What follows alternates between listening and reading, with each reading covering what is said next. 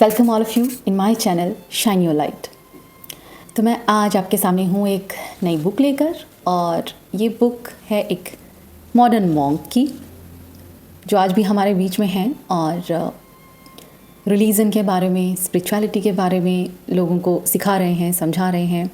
उनका एक प्यारा सा आश्रम भी है, बहुत ही खूबसूरत। तो जस्ट गेस कौन है वो? लेट मी टेल यू, ये हैं हमारे ओम स्वामी, और इनकी बुक है इफ़ ट्रूथ बी टोल्ड। ये बुक मैं आपके साथ शेयर करूँगी अपनी लैंग्वेज में। एंड हाँ, उससे पहले मैं बताना चाहूँगी why I am reading this book. I am quite impressed. जब मैंने एक टाइम था जब तक मैं इग्नोर करती रही, because I was not that connected. लेकिन जब इन्हें मैंने पढ़ा और जाना कि किस तरह से हमारा जो रिलीजन है उसको भी अगर आप अच्छे से यूज़ करते हैं, उसको समझते हैं एक राइट डायरेक्शन में, अपनी एक ओपन माइंडनेस के साथ, तो उससे भी आप मुक्त हो सकते हैं, आप ईश्वर को जान सकते हैं। क्योंकि आज के टाइम पे रिलीजन का जितना मजाक बना दिया गया है, मैं नहीं कहूँगी कि आज के टाइम पे ये हमेशा से होता रहा है। रिलीजन को जिस तरह से यूज़ किया गया, काफ़ी लोगों का विश्वास उठ गया है। लेकिन फिर भी जो इन्होंने अपने एक्सपीरियंस शेयर किए और अपनी जर्नी के बारे में बताया, it was quite amazing. So let me share with you the story of Om Swami, and that is If Truth Be Told. 1990s में एक लड़का ऑस्ट्रेलिया गया, इंडिया छोड़कर अपने सपने पूरे करने के लिए। और बहुत कम पैसा था, बहुत कम सपोर्ट था, लेकिन सपने बड़े थे जो पूरे करने ही थे। 2 years later he was earning an annual income $2.5 lakh, और कुछ ही टाइम में वो मिलीनियर बन गए, मल्टी मिलीनियर। हाँ, लेकिन ये जो सक्सेस थी ये बस उनकी यात्रा में एक स्टेशन की तरह थी, क्योंकि हमेशा से बचपन से एक सपना था ईश्वर को जानने का, उन्हें समझने का। हाँ, वो सपना कहीं दफन था, लेकिन अब वो वापस आ गया था, क्योंकि वर्ल्डली डिज़ायर्स पूरी हो चुकी थी। और एक चीज़ उनके दिमाग में हमेशा थी कि ये बस एक स्टेशन है, आगे जाना है, आगे बढ़ना है, और यही वो कर रहे थे। मटेरियल डिज़ायर्स के पीछे जाने का भी एक कारण था। बचपन से उन्होंने एस्ट्रोलॉजी प्रैक्टिस किया, मेडिटेशन किया, तंत्र किया, लेकिन फिर भी दूर दूर तक कहीं ईश्वर नहीं थे। और इसी वजह से वो जो एक एम्प्टीनेस था, उसको पूरा करने के लिए वो मटेरियल डिज़ायर्स की तरफ आगे बढ़ने लगे। लेकिन जब सक्सेस मिला तो भी रियलाइज़ हुआ कि ये उस रेस्टलेस को ख़त्म नहीं कर सकता। उसके लिए मुझे फिर से उसी यात्रा पर निकलना पड़ेगा। और एक टाइम आया जब वो सब छोड़कर वो आगे बढ़े और मॉन्क बने, हिमालय तक पहुँचे। वहाँ पर मेडिटेशन किया, इंटेंस मेडिटेशन, जहाँ पर अपने शरीर को उन्होंने काफ़ी टाइम तक भूखा भी रखा। लगभग ऐसा था कि मौत दूर नहीं थी, जंगली जानवर थे, सब था, लेकिन फिर भी देवी माँ को पाने की इच्छा थी, उनसे मिलने की, उन्हें देखने की। और इसी यात्रा ने उन्हें रियलाइजेशन कराया, द फाइनल रियलाइजेशन। और वो रियलाइजेशन क्या था? आई एम द वन, मैं ही हूँ जिसे मैं ढूंढ रहा हूँ, वो ईश्वर मेरे ही अंदर है। So this is the story of a monk in present time. क्योंकि आज का जो समय है और पहले की जो कहानियाँ हम सुनते हैं उनमें बहुत डिफरेंस है। पहले सन्यास बहुत आसान हुआ करता था, ये ऐसी रोड नहीं थी, घने जंगल थे, आसानी से खाना मिल जाता था। लेकिन आज कुछ भी आसान नहीं, सन्यास भी आसान नहीं। तो उसी की कहानी है, हम आगे बढ़ते हैं। The first step. एक दिन जब सब कुछ छोड़ छाड़ वो बढ़े तो वाराणसी की तरफ बढ़े, क्योंकि अक्सर ये होता है ना कि हमारे देश में जो रिलीजियस प्लेस हैं उनके बारे में बहुत कुछ हमने सुना होता है, जाना होता है, देखा होता है, तो लगता है कि ईश्वर का रास्ता शायद वहीं से होकर निकलता है। तो जब कोई संन्यास लेता है तो सबसे पहले हिमालय या फिर वाराणसी, बनारस, जगन्नाथ, केदारनाथ, यही वो जगह हैं जो नज़र आती हैं, क्योंकि बचपन से यही बताया गया क्योंकि ईश्वर वहीं है। तो ऐसा ही कुछ ओम स्वामी जी ने किया। वो बिल्कुल सब छोड़ छाड़ बस पहुँचे वाराणसी और ऑटो लिया। ऑटो वाले से कहा कि चलो घाट ले चलो। अभी घाट तो बहुत सारे थे, ये उन्हें पता नहीं था। ऑटो वाले ने कहा कौन से घाट? सोचने लगे, इसके लिए वो तैयार नहीं थे। कहीं भी ले चलो, कोई से भी घाट ले चलो। अब वो पहुँचते हैं वाराणसी के घाट पे। घाट तो उनके सपनों जैसा नहीं था। घाट तो जो इमेज उनके दिमाग में थी वैसा बिल्कुल नहीं था। वो बिल्कुल भीड़ से भरा हुआ वैसे ही था जैसे हमारा दिमाग विचारों से भरा रहता है।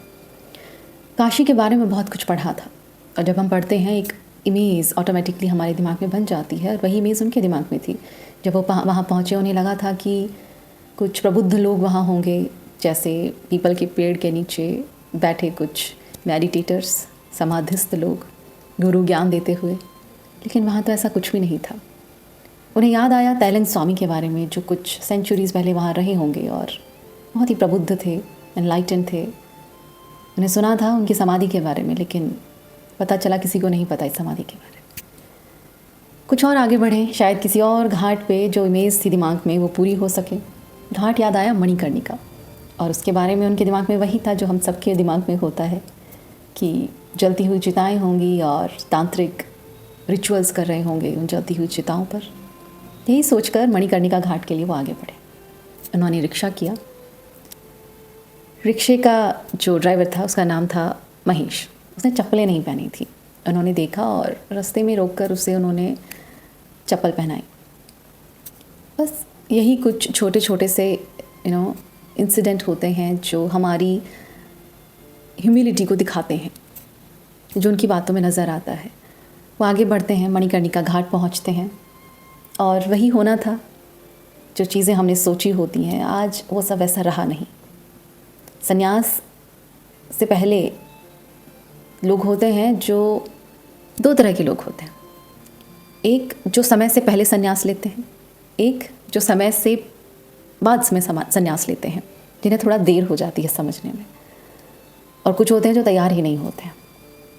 तो जिस तरह की इमेज लेकर आज के टाइम पे अगर हम संन्यास का सोचते हैं तो यकीन मानिए वो नहीं मिलता आगे जाकर, और यही दिखाती है हमें ओम स्वामी जी की कहानी। मणिकर्णिका घाट पहुँचे और होना क्या था, वही निराशा।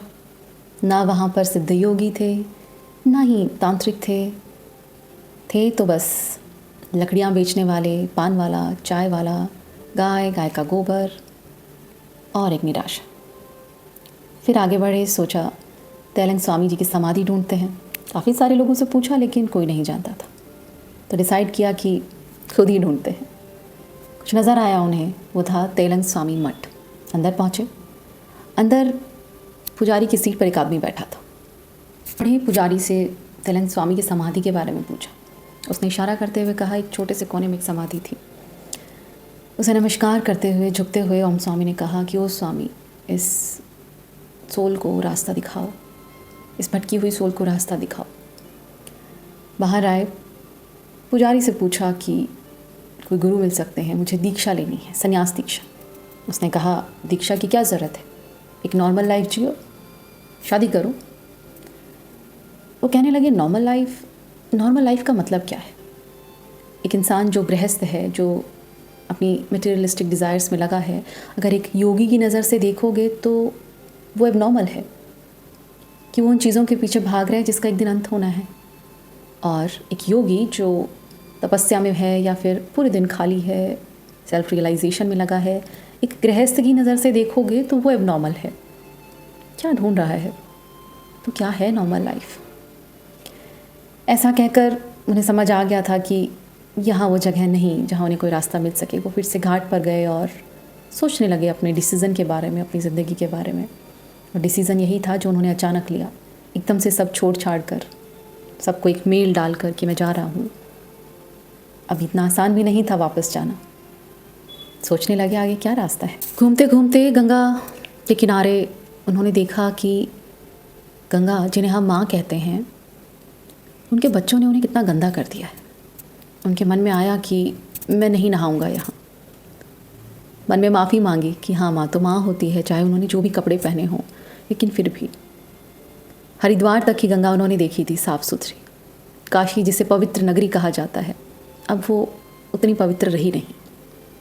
यही सोचकर थके हारे वो आगे बढ़े। पूरा दिन निकल गया और अब शरीर ने जवाब दे दिया था, क्योंकि शरीर को इस थकान की आदत नहीं थी।